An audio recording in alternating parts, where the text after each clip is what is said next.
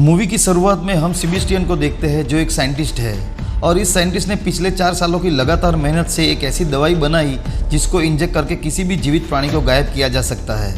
लेकिन अभी तक वो ऐसा कोई फॉर्मूला नहीं बना पाया जिससे गायब किए हुए जीवों को वापस विजिबल किया जा सके। और वो पिछले 11 महीने से ऐसी दवाई बनाने के लिए कड़ी मेहनत कर रहा है और फाइनली उसकी मेहनत रंग लाती है और वो ऐसी दवाई बनाने में कामयाब हो जाता है जिससे गायब हुई जीवित चीज़ों को वापस विजिबल कर सकता है।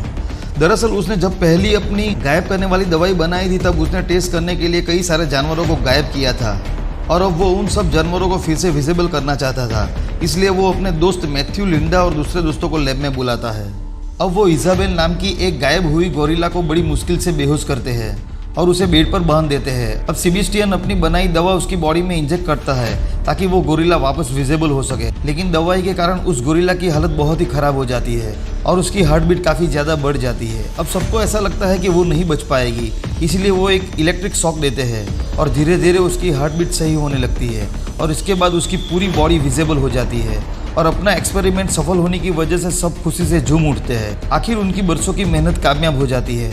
असल में यहाँ पे हो रहे सभी एक्सपेरिमेंट आर्मी के लिए किए जा रहे थे। आर्मी ने ही सेबेस्टियन को ऐसी दवाई बनाने के लिए कहा था ताकि यूएस आर्मी अपनी डिफेंस सिस्टम को और भी ज़्यादा स्ट्रांग बना सके।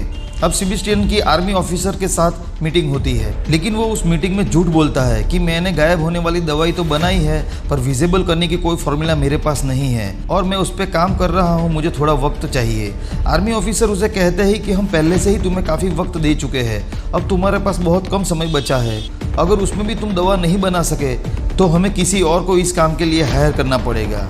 अब जब सेबेस्टियन मीटिंग से बाहर आता है तब लिंडा और मैथ्यू उससे पूछते हैं कि तुमने ऑफिसर्स को झूठ क्यों बोला।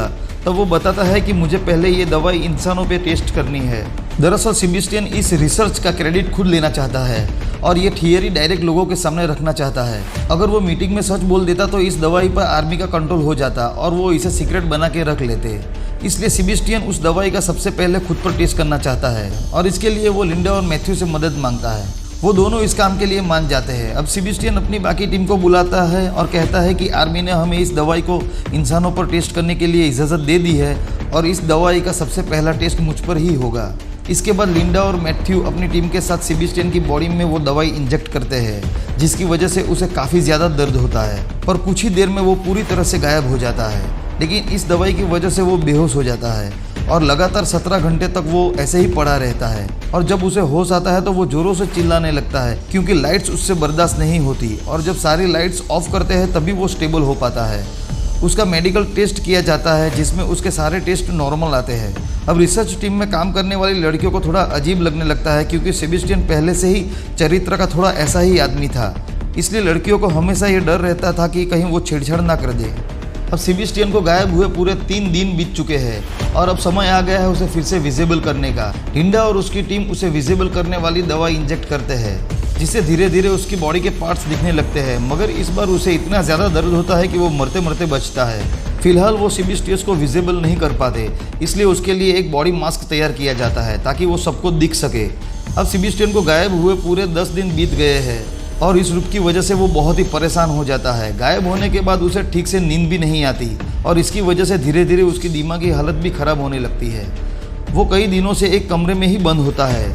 अब एक दिन वो इस घुटन से पीछा छुड़ाने के लिए रूम से बाहर निकलता है और अपने घर जाता है। तभी उसे अपने पड़ोस की एक लड़की दिखती है जिस पर उसकी पहले से ही नज़र थी। अब वो लड़की नहाने जाती है, इसलिए सेबेस्टियन अपना मास्क उतार कर उसके घर का डोरबेल बजाता है। वो जब दरवाज़ा खोलती है तो उसे कोई भी नज़र नहीं आता और इसका फ़ायदा उठाकर सेबेस्टियन घर के अंदर आ जाता है। बाद में वो उस लड़की का बहुत ही बुरी तरह से रेप कर देता है।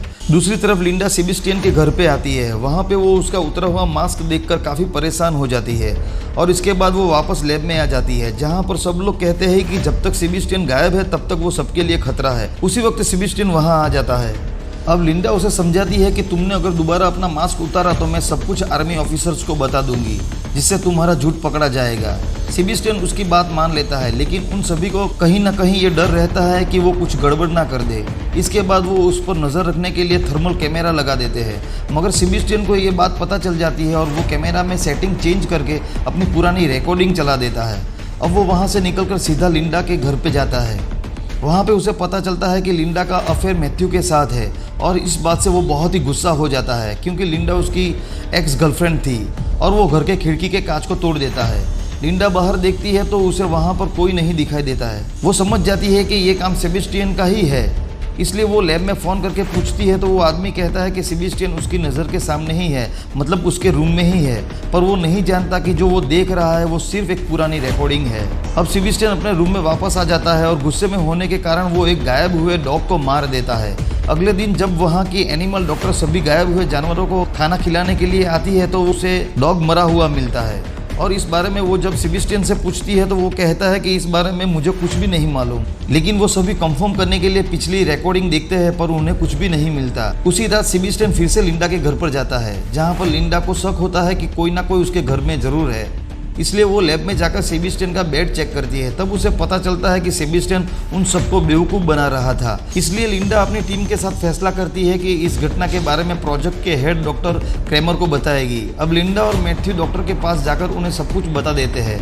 इस बात से गुस्सा होकर क्रेमर उन दोनों को प्रोजेक्ट से निकाल देता है और इस बात की जानकारी ऑफिसर्स को देने के लिए फ़ोन करता है, मगर उसका फ़ोन ख़राब होता है। दरअसल तब तक सेबेस्टियन वहाँ पर आ चुका होता है, वहीं वो डॉक्टर को स्विमिंग पूल में डुबाकर मार देता है। अगले दिन सुबह सेबेस्टियन लैब पर पहुँचता है जहाँ लिंडा डॉक्टर क्रेमर के फ़ोन के आने का इंतज़ार कर रही थी क्योंकि आज इस प्रोजेक्ट पर खास मीटिंग होने वाली थी। लेकिन काफ़ी समय के बाद भी फ़ोन नहीं आता तो लिंडा डॉक्टर क्रेमर को फ़ोन करती है। तब उसे पता चलता है कि लास्ट नाइट पानी में डूबने की वजह से डॉक्टर की मौत हो चुकी है। ये खबर सुनकर लिंडा फैसला करती है कि अब वो इस प्रोजेक्ट के बारे में सबको बता देगी क्योंकि सेबेस्टियन के गायब होने की खबर अब तक लैब के लोगों तक ही थी। लेकिन जब वो बाहर जाने की कोशिश करते हैं तो लैब के सारे दरवाजे बंद होते हैं और ये सब सेबेस्टियन का ही किया धराया होता है क्योंकि उन सब में से सिर्फ सेबेस्टियन की ही बायोमेट्रिक आईडी अनलॉक होती है। इसलिए वो सभी लोग उसे ढूंढने का प्लान बनाते हैं क्योंकि सेबेस्टियन अभी भी लैब में ही होता है। जब वो जा रहे होते हैं तब जेनिस पीछे कुछ भूल जाती है और जब वो उसे लेने वापस आती है तब सेबेस्टियन उसे मौत के घाट उतार देता है। अब सभी लोग समझ जाते हैं कि सेबेस्टियन सभी को मारना चाहता है ताकि उसका रहस्य सबको पता ना चल जाए। सभी लोग लैब में लगे हुए ट्रैकिंग मैप की मदद से उसकी लोकेशन का पता लगा लेते हैं। अब उसे पकड़ने के लिए मैथ्यू और कार्टर वहां पे जाते हैं, मगर सेबेस्टियन कार्टर को बुरी तरह से जख्मी कर देता है। मैथ्यू उस पर फायरिंग करता है पर वो किसी तरह से वहां से बच निकलता है। कार्टर का बहुत ज़्यादा खून बह चुका था, इसलिए फ्रैंक सारा को उसके लिए खून लाने को भेजता है, लेकिन सेबेस्टियन सारा पर हमला कर देता है और उसे भी मार डालता है। दूसरी तरफ खून निकल जाने की वजह से कार्टर भी मारा जाता है। अब इस लैब में सेबेस्टियन के सिवा 3 लोग ही बचे हैं, लिंडा, मैथ्यू और फ्रैंक। वो सभी लोग सारा की मौत से अनजान होते हैं और उसे ढूंढने जाते हैं जहाँ पर एक फ्रीजर में उन्हें सारा की डेड बॉडी मिलती है और तभी सेबेस्टियन पीछे से फ्रैंक के अंदर एक रॉड घुसा देता है और उसे मार डालता है। मैथ्यू उसे बचाने की कोशिश करता है तो वो उसे भी रॉड से जख्मी कर देता है। वो लिंडा और मैथ्यू को फ्रीजर में बंद कर देता है ताकि वो दोनों भी मर जाए। अब फ्रीजर का टेम्परेचर धीरे धीरे डाउन होने लगता है। लिंडा उसमें लगी हुई कांच को रोड से तोड़ने की कोशिश करती है पर वो ऐसा नहीं कर पाती। वहीं पर मैथ्यू जख्मी होने की वजह से बेहोश हो जाता है। दूसरी तरफ सेबेस्टियन एक बॉम्ब बनाता है और उसमें टाइमर सेट करके वहां से निकलने की तैयारी करता है। लिंडा हार नहीं मानती और वो अपना पूरा जोर लगा के दरवाजे को खोलने की कोशिश करती है और वो कामयाब हो जाती है। फिर वो मैथ्यू को बाहर निकालती है और उसकी बॉडी को गर्मी देने के लिए उसके पास आग जलाती है। अब वो एक फायर गन लेकर लिफ्ट के पास जाती है जहाँ से सेबेस्टियन बाहर जा रहा था। वो उस पर आग फायर करती है और सेबेस्टियन बुरी तरह से जलने लगता है। उसके सारे कपड़े जल जाते हैं और वो फिर से गायब हो जाता है। अब लिंडा बड़ी चालाकी से वहाँ पे लगी हुई शावर को स्टार्ट कर देती है जिसकी वजह से सेबेस्टियन फिर से दिखाई देने लगता है। वो लिंडा पर हमला कर देता है और उसे मारने ही वाला होता है तभी मैथ्यू उस पर पीछे से वार कर देता है जिससे वो वहीं पर गिर जाता है। अब मैथ्यू लिंडा को उठाता है और वहाँ से जाने लगता है, लेकिन सेबेस्टियन अभी भी जिंदा होता है। वो रोड उठाकर उन पर हमला करने ही वाला होता है तब मैथ्यू उसे धक्का दे देता है जिसकी वजह से उसकी रॉड पास में ही लगे हुए इलेक्ट्रिक बोर्ड पर लग जाती है। उसे बहुत ही बुरी तरह से करंट लगता है और वो वहीं गिर जाता है। अब ये दोनों उसी जगह पर जाते हैं जहां पर सेबेस्टियन ने वो बॉम्ब सेट किया था, लेकिन उस बॉम्ब को डिफ्यूज नहीं किया जा सकता, इसलिए वो दोनों वहां से भागते हैं पर सारे एग्जिट गेट बंद होते हैं, इसलिए उन्हें लिफ्ट के इमरजेंसी गेट से ही भागना पड़ता है। तब तक बॉम्ब भी फट जाता है। वो दोनों ऊपर चढ़ रहे होते हैं और तभी सेबेस्टियन लिंडा का पैर पकड़ता है जो कि अभी तक जिंदा है। मैथ्यू उसे बचाने की कोशिश करता है, तब तक वो लिंडा को लेकर लिफ्ट पर गिर जाता है जहां पर वो लिंडा को आखिरी किस करने को कहता है।